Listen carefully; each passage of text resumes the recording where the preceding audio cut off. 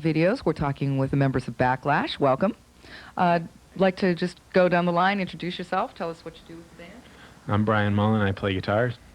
I'm Brandon Woods, I play drum set. Bob Price, lead vocals and bass. I'm J.D. Rowe, and guitars also. Okay. Well, welcome to the show. Now, you guys have been together as Backlash for about how long? As Backlash, about 8 months. The three of us were together as Necropolis originally for 2 years. And then we picked up J.D. Why the change? You just decided to change musically, or just because of the new people, or?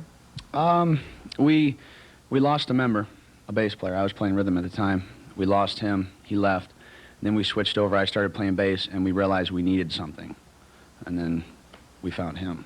Thank God. And how did you run into these people? By accident, actually.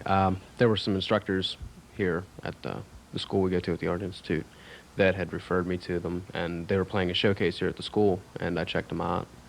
And after that, we just kind of hooked up and played together, and then just discussed it from there and decided it'd work well together. It clicked rather well. Yeah. Yeah, I think apparently with most musicians, you can tell right away, like you jam, and it's Yeah, like... definitely. Yeah, there's just a feeling you get that everything works well. That feeling was definitely there. Now, did you guys have the same backgroungrounds musically, like of the stuff you listened to before you came together? What kind of things do you listen to? No? Not at all. I see lots of head shaking here. Go ahead. We're all different. We all have similarities, too. I know I like a lot of blues and bands like the Allman Brothers and that kind of thing, but I also listen to heavier stuff like Pantera and stuff, and it all pretty much goes down the line. We have, like, stuff that's different and abstract from what each other listens to, but then we all have the same interests in the same way, too. Do you think that affects when you write, the stuff that you're listening to, when you sit down to write? I'd definitely say it does. There's a lot of times whenever we start working on songs that, say, Brian will come up with a part, and just because I'm from a different background, he'll play parts that kind of don't sound right to me or don't really make sense, but then after we put them together and compromise between the two of our styles, they work out really well together. But just because of the difference in styles, it does cause some conflict. Well, now you have a 5-song EP out and a CD that you're working on, right? Right, we're working on right now. Now, I was listening to it a little bit earlier. You guys were playing it for me, and I mean, I have some ideas of what I think makes you guys different, but I want to hear what you guys think makes you different from your basic heavy band. I think our styles, our influences. We all have a different style of playing, you know. And like Brian, he catches me as like a blues player, you know, more of a rooted into the blues rock, but he dabbles in metal, and you know, really he dabbles in everything. JD the same way. He's into more the melodic, more of the classical. I'm into more of the country, the blues, a lot of different styles of metal, and then Brandon, which plays a lot of like Rush, Dream Theater, real technical. So it all comes together nice. It's different in its own little entity, but it all comes in together nice. Now, when I was listening, what I thought was interesting, you know, a lot of times you listen to real heavy stuff and there's no melody, and I find it hard to deal with that sometimes. And the other thing I noticed, you have heavy music with melody and guitar solos. How did that come up? I mean, was that weird at first? Not really weird. For some of the songs we write, we do have solos, some we don't. It seems if it fits the song and adds to the song, we put them in. There's been a couple songs where we've tried putting fills in with the guitars or solos, and it kind of seemed like it took more away from it, so we left it out. We pretty much write for the song and less for ourselves. So whatever makes the song better, if we try it, and if we think it works, then we keep it. You know, that's pretty much how we figure them out. Now, you've been actually getting some radio play with one of the songs? Yeah. Two, actually, yeah. They started playing our stuff on the X, on the local night, 105.9, and we submitted a CD, and they played it on the local night. And which cuts have they played? They played I Want to Die in the Sunshine and Fire Snake. And what's been the reaction to people who've heard it? I mean, are they surprised you're local? Do they like it, hate it? What did they say to you? A lot of people were actually surprised to hear it on the air because even though it is melodic, a lot of it is really heavy. So they're kind of amazed that we've actually been getting airplay with it, like especially here in Pittsburgh. But it's going rather well. There's a lot more people that are warming up to it because it is melodic that that normally wouldn't listen to metal. It's kind of not really converting people in any way, but they're warming up to it more. Making them at least listen to something they might not otherwise have. Our theory is we want to reach as much as we can. You know, we're not looking for just metal.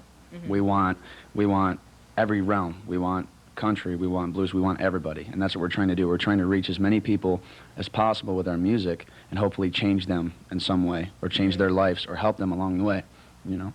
Well, I mean, that's great. I mean, ideally, that's what music does. It's not just background noise. Inspiration. Right. Because I think, I mean, everybody wouldn't be here, you know, musician-wise, if, you know, somebody somewhere hadn't done that for you. If it wasn't, and we know that if it wasn't for our fans or people that get into us, we wouldn't be nothing but people making noise. Yeah. You know, so you can't forget that. You know, that's an important thing. Now you have some of the CD done. You're working on other parts of it. Now you were telling me something. You're going to go out in the middle of a field. What's this about?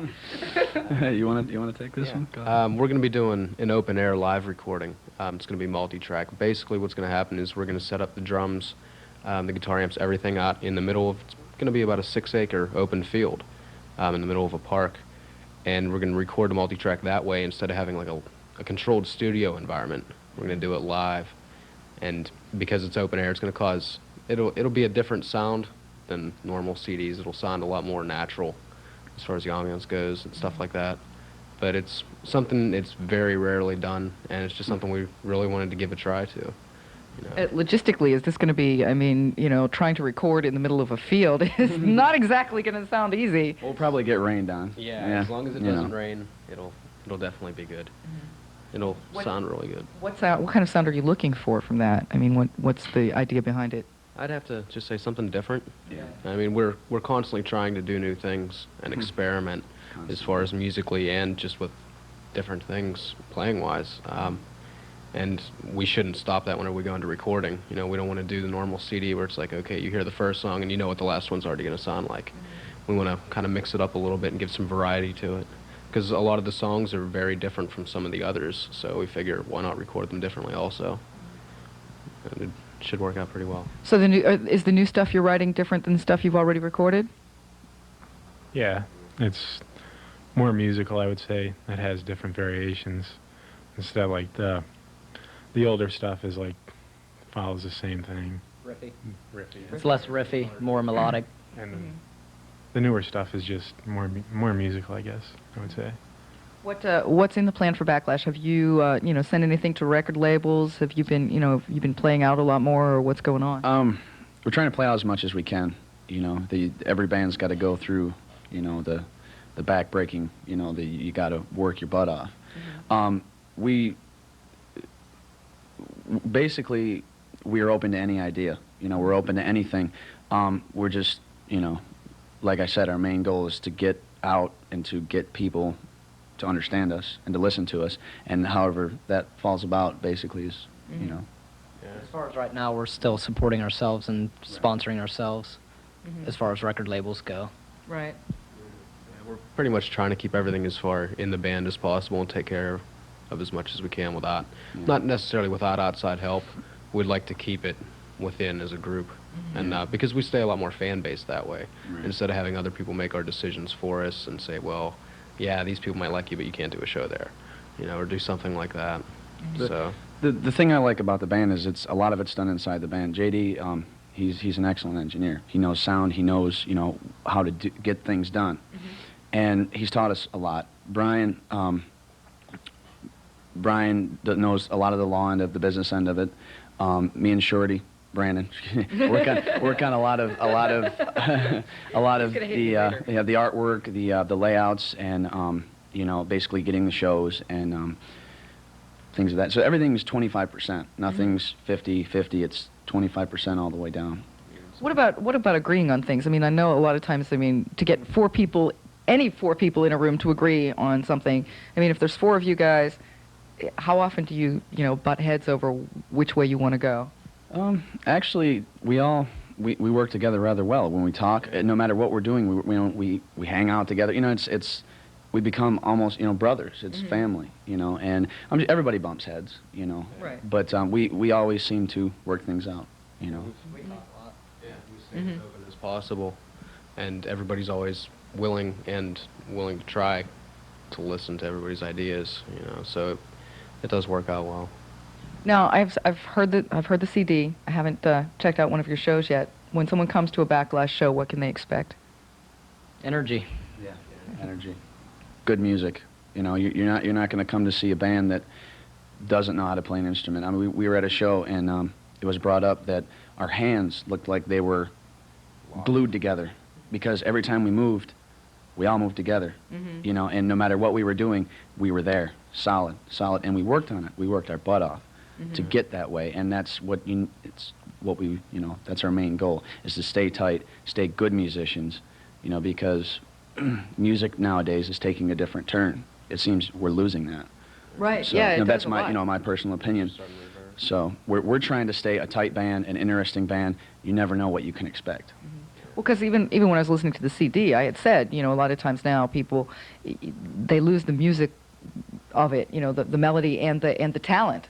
You know, not that people aren't talented, but they don't showcase it. They just play your basic Right. thing and you don't hear it. Right. And that's the thing, you know, no matter what you do, there's always somebody behind you that's done it. But try to make it interesting. You know, try to do new things, try new things. You know, we're constantly trying new pedals, new guitars, new everything. You know, we're trying new things. If someone's now, you have a 5-song EP. Is that out already? It's available. Okay. It's You know. available what, at your shows? It's not in stores yet. You can order it either through the band by mail or see any of the members, but that's it. We're gonna hope to get it, and shows. Shows, yeah, we usually have them on the shows with us. Yeah. And just a sample. Tell me a couple of the clubs you play at, so if people are looking for you, you know, just places you've been. We played at Moondogs, the Electric Banana. We played a show at the Metropole. We're going to be playing at the 31st Street Pub. Hopefully graffiti in the near future. Mainly we're going to be hitting the Pittsburgh area for right now, and then be moving out more towards like Wheeling, Columbus, Cleveland, probably within like the next few months. It just all depends, see how things go. We're trying to expand as much as possible now that we have more time to do shows. We're going to try and book as many as we can. Well, I wish you the best of luck. I mean, you seem like a band that has the right attitude, and you know, sometimes I'm not all that fond of heavier stuff, but I really like it. Thank you. Thanks. Thank you.